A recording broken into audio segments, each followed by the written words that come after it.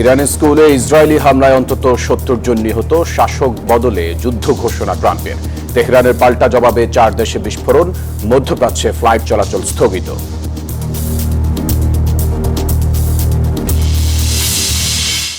এত ত্যাগের বিনিময়ে আমরা আজকের এই গণতন্ত্রের যাত্রা যেটি সূচনা হয়েছে নির্বাচনের মাধ্যমে সেটির সুযোগ পেয়েছি।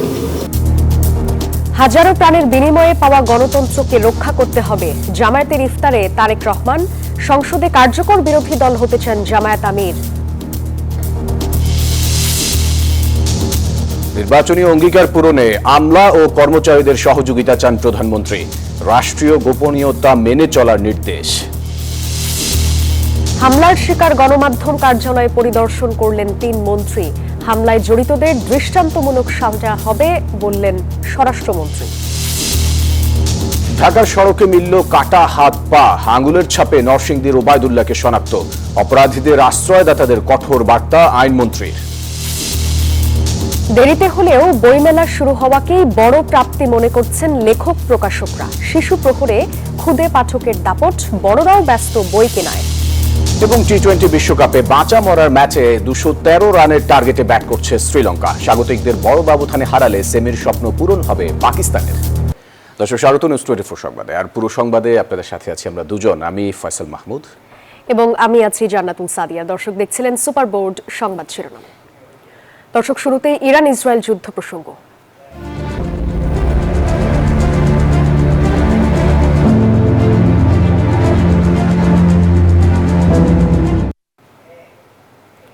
ইরানে ফের যৌথ হামলা চালিয়েছে যুক্তরাষ্ট্র ও ইসরায়েল। এতে ইরানের দক্ষিণাঞ্চলের একটি স্কুলের শিক্ষার্থী সহ 70 জনের প্রাণ গেছে। জবাবে তেল আবিবে ক্ষেপণাস্ত্র ছুড়েছে তেহরান।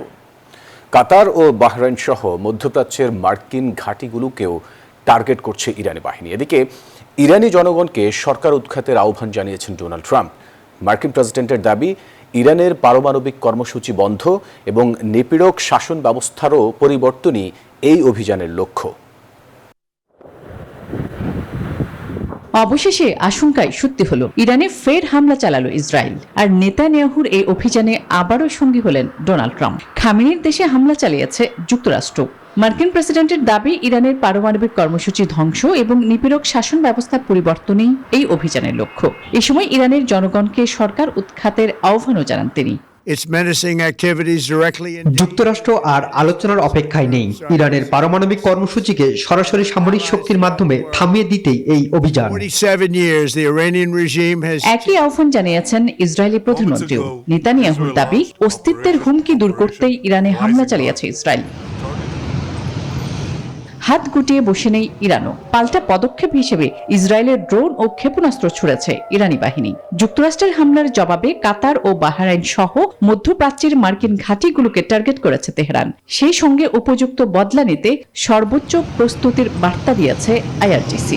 নিশ্চিত করেছে সর্বোচ্চ নেতা আয়াতুল্লাহ খামেনি ও মাসুদ পেজেশকিয়ানের অক্ষত থাকার বিষয়টিও। এদিকে ইরানি হামলার পরে নিরাপত্তা ঝুঁকির কারণে নিজেদের আকাশ সীমা বন্ধ করে দিয়েছে ইসরায়েল। হামলার আশঙ্কায় ইসরায়েল জুড়ে সাইরেন বাজানো হয়েছে এবং ইসরায়েলি জনগণকে নিরাপদ আশ্রয়ে থাকার পরামর্শ দেওয়া হয়েছে। আসমাতুলি, নিউজ 24। মার্কিন ইসরায়েল যৌথ হামলার জবাবে অভিযান শুরু করেছে ইরান। ইসরায়েলে ইরানি ক্ষেপণাস্ত্র অভিযানের নাম ফাতেহ খাইবার। শাসক বদলের যুদ্ধ ঘোষণা দিয়ে এর আগে ইরানে 6টি শহরে লায়ন্স রোয়ার নামে অভিযান চালায় ইসরায়েল যুক্তরাষ্ট্র। লায়ন্স রোয়ার নামটি কেবল একটি সামরিক কোডনেম নয়, এতে রয়েছে প্রতীকী অর্থ। সিংহ দীর্ঘদিন ধরে ইসরায়েলের পরিচয়ে এক শক্তিশালী প্রতীক হিসেবে বিবেচিত। বাইবেলীয় ঐতিহ্য থেকে শুরু করে আধুনিক রাষ্ট্রচিন্তায় সিংহ সাহস, শক্তি এবং নেতৃত্বের প্রতীক। রোয়ার বা গর্জন শব্দটি সাহসের প্রতি সতর্ক বার্তা এবং প্রতিরোধের ইঙ্গিত বহন করে। ফলে নামটি একদিকে যেমন সামরিক শক্তির প্রকাশ, অন্যদিকে তেমনি রাজনৈতিক বার্তাও বহন করছে। খবরে বলা হয়েছে, এই নামটি নির্ধারণ করেন ইসরায়েলি প্রধানমন্ত্রী বেনিয়ামিন নেতানিয়াহু। এদিকে ইসরায়েলি সামরিক বাহিনী, আইটি আইডিএফ এই অভিযানের নাম দিয়েছে শিল্ড অফ জুদা, যার হিব্রু ভাষায় মার্জিন ইহুদা নামে পরিচিত। এর আগে 2025 সালের জুনে ইরানকে লক্ষ্য করে আইডিএফ যে অভিযান চালিয়েছিল তার কোড নাম ছিল রাইজিং লায়ন। ইসরায়েলি সিংহকে থামাতে বসে নেই ইরানও। মধ্যপ্রাচ্যে বিভিন্ন মার্কিন ঘাঁটিতে লাগাতার হামলা করছে দেশটি। পাশাপাশি প্রায় 2.5 কিলোমিটার পাড়ি দিয়ে ইসরায়েলের বুকে এর মধ্যে আঘাত এনেছে ইরানি ক্ষেপণাস্ত্র। সিংহকে থামানো ইরানি এই অভিযানের নাম দেওয়া হয়েছে ফাতে খাইবার। ফাতে খাইবার অর্থ খাইবার বিজয়, যা 628 খ্রিস্টাব্দে হযরত মুহাম্মদ সাল্লাল্লাহু আলাইহি ওয়াসাল্লামের নেতৃত্বে মুসলমানদের দ্বারা খাইবারে ইহুদি দুর্গ জয়ের একটি ঐতিহাসিক ঘটনা। হযরত আলী এই যুদ্ধে অসামান্য সাহসিকতা দেখিয়েছিলেন। বর্তমানে এটি শক্তিশালী দুর্গ বা শক্তির বিরুদ্ধে বড় সামরিক বিজয়ের প্রতীক হিসেবেও ব্যবহৃত হয়। ইরানের ইসলামিক রেভলিউশনারি গার্ড কর্পস বা IRGC জানায়, শত্রুদের চূড়ান্তভাবে পরাজিত না করা পর্যন্ত সামরিক অভিযান অব্যাহত থাকবে। চন্দ্রানী চন্দ্রা, নিউজ 24। হাজারো প্রাণের বিনিময়ে পাওয়া গণতন্ত্র রক্ষায় সব রাজনৈতিক দলের সহায়তা চান প্রধানমন্ত্রী তারেক রহমান। জামায়াতের ইফতার মাহফিলে যোগ দিয়ে এই কথা বলেন তারেক রহমান। সংসদে কার্যকর বিরোধী দল হিসেবে থাকতে চান জামায়াত আমির ডক্টর শফিকুর রহমান। তিনি বলেন, সরকারের সমালোচনাও করবেন এবং ভালো কাজের প্রশংসাও করবেন। মতাদর্শ ভিন্ন হতে পারে, কিন্তু লক্ষ্য যখন এক, অর্থাৎ দেশের উন্নয়ন, তখন এই মিলন মেলা প্রমাণ করে যে বৃহত্তর স্বার্থে সহাবস্থান অসম্ভব নয়। প্রোটোকল আর রাজনৈতিক দেয়াল ভেঙে জামায়াতের ইফতারে প্রধানমন্ত্রী তারেক রহমানের হাজির ছিল গণতন্ত্রের এক নতুন সূর্যোদয়। শনিবার চিন্মৈত্রী সম্মেলন কেন্দ্রে জামায়াতের ইফতার মাহফিলে আসেন প্রধানমন্ত্রী তারেক রহমান। হাজারো প্রাণের বিনিময়ে পাওয়া গণতন্ত্রকে রক্ষা করার আহ্বান জানান তিনি। এই আত্মত্যাগের মাধ্যমে হাজারো মানুষের অত্যাচার, লক্ষ মানুষের নির্যাতনের মাধ্যমে আমরা আমাদের বাক, ব্যক্তি স্বাধীনতা, গণতান্ত্রিক অধিকার চর্চার সুযোগ আমরা ফিরে পেয়েছি। আমাদের আগামী দিনের কাজগুলো হবে এই দেশের মানুষের ভাগ্য পরিবর্তনের জন্য। আসুন আমরা আল্লাহ দরবারে সেই রহমত চাই, যার মাধ্যমে আল্লাহ আমাদেরকে এই দেশের মানুষের ভাগ্য পরিবর্তনের জন্য, এই দেশের ভাগ্য পরিবর্তনের কাজ করার তৌফিক আমাদেরকে আল্লাহ তাআলা দিবেন।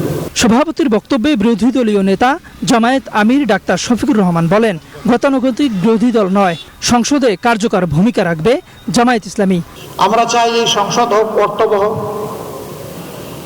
জনগণের সমস্ত চাওয়া পাওয়ার কেন্দ্র। সরকারি দল তারাও যেমন দায়িত্বশীল ভূমিকা পালন করবেন, আমরাও বিরোধী দলের অবস্থান থেকে দায়িত্বশীল গঠনমূলক ভূমিকা পালন করতে চাই। কাদা ছোড়াছুড়ির বদলে দেশের প্রশ্নে ঐক্যবদ্ধ থাকবে সবাই, এমন প্রত্যাশা জামায়াত নেতাদেরও। তাওহিদুল ইসলাম, নিউজ 24, ঢাকা। নির্বাচনী প্রতিশ্রুতি বাস্তবায়নে প্রজাতন্ত্রের কর্মকর্তা কর্মচারীদের সহযোগিতা চেয়েছেন প্রধানমন্ত্রী তারেক রহমান। বলেন, তার সরকার এমন দেশ গড়ে তুলতে চায় যেখানে মানুষ স্বস্তি পাবে, এগিয়ে যাওয়ার সাহস উদ্দীপনা মিলবে। ছুটির দিনে শনিবার প্রধানমন্ত্রী কার্যালয়ের কর্মকর্তা কর্মচারীদের সাথে মত বিনিময়ে এসব কথা বলেন তিনি। এ সময় রাষ্ট্রীয় গোপনীয়তা বজায় রাখার জন্য সরকারি কর্মকর্তা কর্মচারীদের নির্দেশ দেন তারেক রহমান। আমরা যে ম্যানিফেস্টো দিয়েছি, প্রত্যেকটি ডিপার্টমেন্টের ডিসিপ্লিনের কিছু রুলস এবং রেগুলেশন আছে। আমার প্রত্যাশা থাকবে আপনাদের কাছে সেই রুলস এবং রেগুলেশনগুলো, ডিসিপ্লিনের ক্ষেত্রে আমরা কঠোরভাবে মেনে চলার চেষ্টা করব। যদি স্ব অবস্থান থেকে সচেতন হই, স্ব অবস্থান থেকে যদি আমরা কাজ করি, অবশ্যই আমরা একটা অবদান রাখতে পারবো এই দেশ গঠনের, এই সমাজ গঠনে, এই রাষ্ট্র গঠনের। জুলাই অভ্যুত্থানে রাজপথ থেকে উঠে আসা দল জাতীয় নাগরিক পার্টি এনসিপি এখন সংসদে বিরোধী দলে। আত্মপ্রকাশের পর বছর পেরোনো দলটি এখন বিরোধী দলের কণ্ঠস্বর। আর প্রতিষ্ঠা বার্ষিকী উপলক্ষে ধানমন্ডিতে আবাহনী মাঠে ইফতার মাহফিলে উঠে আসে এসব কথা।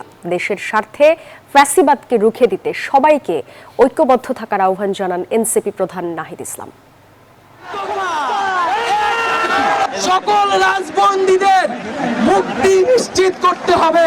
জুলাই অভ্যুত্থানে রাজপথ থেকে রাজনীতির মাঠে এখন জাতীয় নাগরিক পার্টি এনসিপি। রাজনীতির নানা চড়াই উতরাই অতিক্রম করে নির্বাচনী মাঠ পেরিয়ে এখন সংসদের বিরোধী দলের আসনে এনসিপির 6 সংসদ সদস্য। সময়ের পথক্রমায় এনসিপি পেরিয়ে 1টি বছর। গণ অভ্যুত্থানের পর গঠন করা হয় জাতীয় নাগরিক পার্টি এনসিপি। এরপর 2026 সালের সংসদ নির্বাচনে 6টি আসন পায় দলটি। শনিবার এনসিপির প্রথম প্রতিষ্ঠা বার্ষিকীতে ধানমন্ডির আবাহনী মাঠে ইফতারের আয়োজন করে দলটি। উপস্থিত হন বিভিন্ন রাজনৈতিক দলের শীর্ষ নেতারা। জামাত নেতারা মনে করিয়ে দেন সংসদে বিরোধী দল হিসেবে সরকারকে চাপে রাখবে তারা। গণভোটে হায় জয়যুক্ত হয়ে জুলাই সনদের যে প্রতিটি বাক্য, প্রতিটি শব্দের প্রতি মানুষের যে সমর্থন, সেগুলো বাস্তবায়ন না করে তার কোনো ব্যতিক্রম, কোনো সামান্য বিচ্যুতিও কিন্তু এদেশের জনগণের কাছে মোটেই পছন্দ হবে না, সেটা আমাদের কাছে কাম্য হবে না। এনসিপির নির্বাচনী ইশতেহারের প্রশংসা করে স্বরাষ্ট্রমন্ত্রী সালাউদ্দিন আহমেদ বলেন, ফ্যাসিবাদ মোকাবেলায় দেশের স্বার্থে সবাইকে ঐক্যবদ্ধ থাকতে হবে। এই ভবিষ্যৎ নির্মাণের জন্য আমি এনসিপির এই রাজনীতিতে এই অংশগ্রহণ এবং এই জাতিকে নেতৃত্ব দেওয়াকে আবারও মনে করে আমাদের জন্য একটি রাজনৈতিক বিশাল বিজয়। গণতন্ত্রের মাঠে শত ফুল ফুটবে। অনেক ফুলকে আমরা দেখেছি যারা শুধু রাজনৈতিক সাইনবোর্ড হিসেবে ব্যবহৃত হয়, কিন্তু এনসিপি যেন সত্যিকার অর্থে এই দেশের মানুষকে প্রতিনিধিত্ব করে। জনগণ এনসিপিকে গ্রহণ করেছে, নির্বাচিত করেছে। আগামী দিনে আরো অধিক সংখ্যক মেম্বার অফ পার্লামেন্ট নির্বাচিত করতে পারবে, সেই আকাঙ্ক্ষা ধারণ করে এনসিপি রাজনীতি করবে। এটা হচ্ছে একজন রাজনীতিক হিসেবে আমার দাবি। স্থানীয় সরকার নির্বাচন দ্রুত দেওয়ার দাবি জানিয়ে এনসিপির আহ্বায়ক নাহিদ ইসলাম বলেন, বাংলাদেশ বিনির্মাণ করতে চায় এনসিপি। সারা দেশে এনসিপির প্রতি আহ্বান থাকবে যে আপনারা স্থানীয় সরকার নির্বাচনের প্রস্তুতি নিন। তৃণমূল সংগঠনকে আমরা শক্তিশালী গড়ে তুলতে চাই। এবারে নির্বাচনের 6টি আসন আমরা বিজয় লাভ করেছি। আমরা এটাতেই সন্তুষ্ট নই। আমরা সামনের দিনগুলোতে আমাদের এই অর্জনকে আমরা বৃদ্ধি করব। পরিশেষে দেশের স্বার্থে ঐক্যবদ্ধ থাকার ঘোষণার পর দোয়া ও মুনাজাতের মধ্য দিয়ে সম্পন্ন হয় দলটির প্রথম প্রতিষ্ঠা বার্ষিকী। আরিফুল ইসলাম, নিউজ 24, ঢাকা। মব করে মিডিয়ায় হামলা ও ভাঙচুরে জড়িতদের দৃষ্টান্তমূলক সাজা হবেই, এমন মন্তব্য করেছেন স্বরাষ্ট্রমন্ত্রী সালাহউদ্দিন আহমদ। আর পররাষ্ট্রমন্ত্রী জানিয়েছেন, মব করে গণমাধ্যমে হামলার ঘটনায় গোটা বিশ্বের কাছে দেশের ইমেজ ক্ষুণ্ণ হয়েছে। শনিবার বিকেলে ক্ষতিগ্রস্ত গণমাধ্যমের কার্যালয়ে পরিদর্শনে এসে তারা এসব কথা বলেন। ওসমান হাদির মৃত্যুর দিন দেশের শীর্ষ ইংরেজি ও বাংলা দৈনিকের কার্যালয়ে হামলা ও ভাঙচুর চালায় দুর্বৃত্তরা। পুড়িয়ে দেওয়া ভবন ঘিরে শিল্পী মাহবুবুর রহমানের তৈরি করা আলো শীর্ষক এক প্রদর্শনী চলছে। সেই প্রদর্শনী পরিদর্শনে আসেন সরকারের 3 জন মন্ত্রী, প্রধানমন্ত্রীর উপদেষ্টা ও এনসিপি নেতা সার্জিস আলম। পরে গণমাধ্যমের সঙ্গে কথা বলেন তারা। এ সময় এই ঘটনার তীব্র নিন্দা জানান তথ্যমন্ত্রী, পররাষ্ট্রমন্ত্রী ও সার্জিস আলম। যে কোনো একটা বিষয়ের পক্ষে বিপক্ষে আমাদের মতামত থাকবে, কিন্তু সেটা যেন কোনোভাবেই এই ধরনের অপ্রত্যাশিত ভ্যান্ডালিজমের পর্যায়ে না যায়। এই ধ্বংসযজ্ঞটার নেপথ্যে যে একটা সভ্যতা বিরোধী চিন্তা কাজ করেছে সেটা আরো বেরিয়ে পড়েছে। ভয়ভীতি প্রদর্শন, অগ্নিসংযোগ, জানমালের ভাঙচুর, বিধ্বংস করা, ভাঙচুর করা, এগুলো একটা সভ্য সমাজের অংশ হতে পারে না। এইরকম কোনো কিছুর কনসেপ্ট বাংলাদেশে তৈরি করার চেষ্টা কেউ যদি করে, তার বিরুদ্ধে নাগরিকদের দাঁড়ানো উচিত বলে আমরা মনে করি। এ সময় কথা বলেন স্বরাষ্ট্রমন্ত্রী। জানান, পত্রিকা দুটির কার্যালয়ে হামলার ঘটনায় 2 মাসের মধ্যে তদন্ত কার্যক্রম শেষ করা হবে। ছাড় পাবে না জড়িতরা কেউই। এবং আগামী 2 মাসের মধ্যে তদন্ত কার্যক্রম, সুষ্ঠু তদন্ত কার্যক্রম সমাপ্ত করে চার্জশিট দাখিলের জন্য নির্দেশনা দিয়েছি। তারপরে বিচারিক প্রক্রিয়া শুরু হবে, সেটা আদালতের ব্যাপার। আমরা সেই বিচারিক কার্যক্রমে সকলের সহযোগিতা চাইব, যাতে দৃষ্টান্তমূলক সাজা হয় এবং এই জাতীয় ঘটনা ভবিষ্যতে আমাদেরকে না দেখতে হয়, এই জাতিকে না দেখতে হয়। জানান, জড়িতদের এমন সাজা দিতে হবে যেন এই জাতীয় ঘটনা ভবিষ্যতে আমাদের আর না দেখতে হয়, এবং আমরা তাদেরকে রুখে দেব ইনশাআল্লাহ। জুবায়ের সানি, নিউজ 24, ঢাকা। নরসিংদীতে কিশোরীকে ধর্ষণ ও হত্যা মামলার মূল আসামি নূর মোহাম্মদ ওরফে নুরা সহ 7 জনকে গ্রেপ্তার করে পুলিশ। রিমান্ড শুনানির জন্য আসামিদের রবিবার আদালতে তোলা হবে বলে জানিয়েছেন পুলিশ সুপার। এ ঘটনায় মহিষাসুরা ইউনিয়ন বিএনপির সহসভাপতি আহমদ আলী দেওয়ানকে দল থেকে বহিষ্কার করা হয়েছে। বাকি আসামিদের আইনের আওতায় আনতে পুলিশের অভিযান অব্যাহত থাকবে বলে জানান পুলিশ সুপার। এ ঘটনায় দ্রুত আসামিদের দৃষ্টান্তমূলক শাস্তির দাবি নিহতের পরিবারের। এদিকে নারী ও শিশু ধর্ষণকারীদের যারা আশ্রয় দিবে তাদের শেকড় উপড়ে ফেলা হবে বলে কড়া হুঁশিয়ারি দিয়েছেন আইনমন্ত্রী অ্যাডভোকেট মোহাম্মদ আসাদুজ্জামান।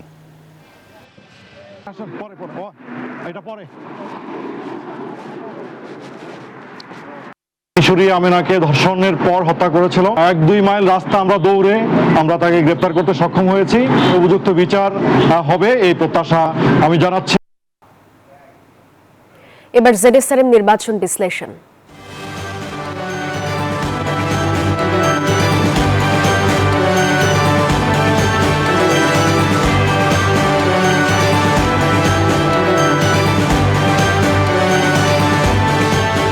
সবার ভরসা পেতে নিজেকে হতে হয় পাতের মতো দৃঢ়, ঠিক যেমনটা জেডএসআরএম 25 বছরের পথ চলায় নিরাপদে রাখার প্রত্যয়ে। বগুড়া 6 আসনের উপনির্বাচনে মনোনয়নপত্র তুলেছেন বিএনপি ও জামায়াত প্রার্থী। শনিবার বেলা 3টায় মনোনয়নপত্র তুলেন জামায়াতের প্রার্থী অধ্যক্ষ আবিদুর রহমান সোহেল। এদিকে একদিন আগেই শুক্রবার বিকেলে জেলা নির্বাচন অফিসারের কার্যালয় থেকে মনোনয়নপত্র উত্তোলন করেছেন জেলা বিএনপির সভাপতি রেজাউল করিম বাদশা। উল্লেখ্য, গেল 12 ফেব্রুয়ারি অনুষ্ঠিত সংসদ নির্বাচনে বিজয়ী বিএনপি চেয়ারম্যান ও প্রধানমন্ত্রী তারেক রহমান এই আসন ছেড়ে দেয়ায় আসনটি শূন্য ঘোষণা করে নির্বাচন কমিশন। আগামী 9 এপ্রিল বগুড়া 6 আসনে উপনির্বাচনের ভোট গ্রহণ অনুষ্ঠিত হবে।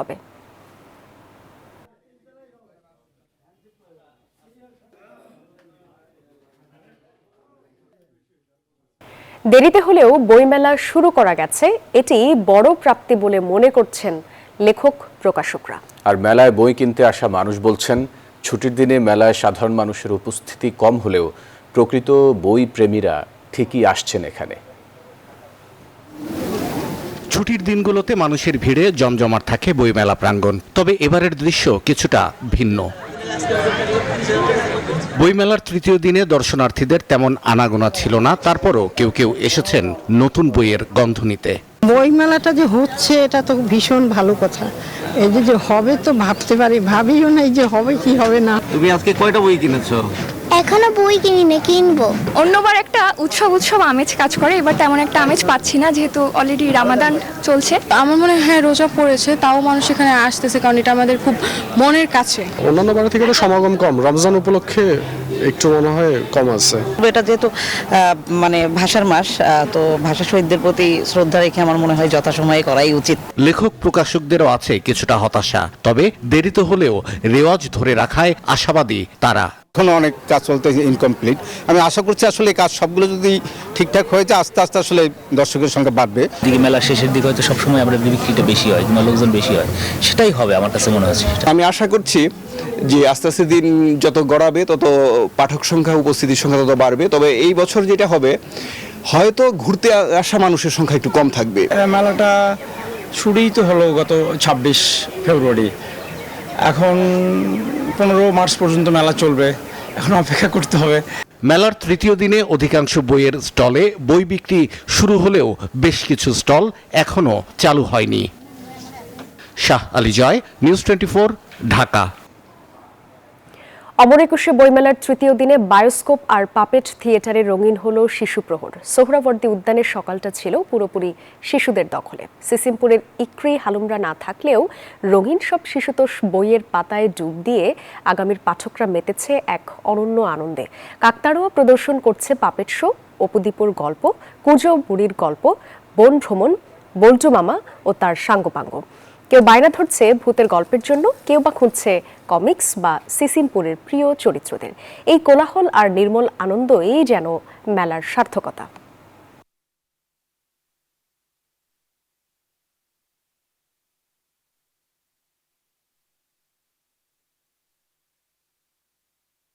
ঈদুল ফিতর ঘিরে জমে উঠতে শুরু করেছে রাজধানীর শপিং মলগুলো। সকাল থেকেই বিভিন্ন বিপণী বিতানে কেনাকাটার জন্য ভিড় করেছেন ক্রেতারা। দরদাম নিয়ে রয়েছে মিশ্র প্রতিক্রিয়া।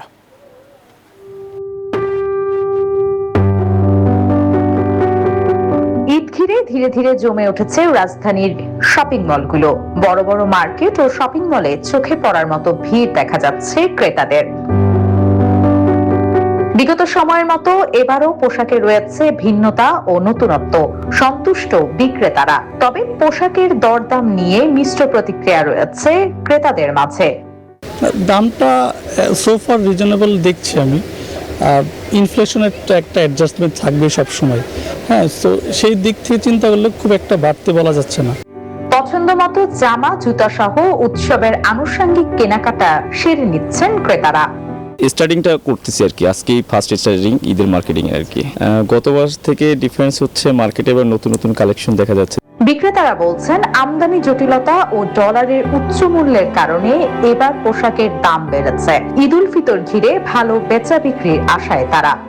বিভিন্ন রকমের ড্রেস আসছে, বাচ্চাদের জন্য পার্টি ওয়্যার আসছে কিছু, তারপরে হচ্ছে মেয়ে বাবুদের জন্য আফগানি কিছু ড্রেস আসছে, নতুন নতুন পার্টি ওয়্যারের ব্যাগ আসছে, আর হচ্ছে কসমেটিক আইটেম আসছে। ক্রেতাদের এই বছর মানে কটন তো বরাবরই চায় সব সময়, এবার আমাদের একটু নতুন কোয়ালিটির আসছে, যেমন সেঞ্চুরি কাপড়ের মধ্যে এটার চাহিদাটা বেশি। ঈদ যত ঘনিয়ে আসবে ততই আরো জমজমাট হয়ে উঠবে কেনাকাটা, বলছেন ক্রেতা বিক্রেতারা।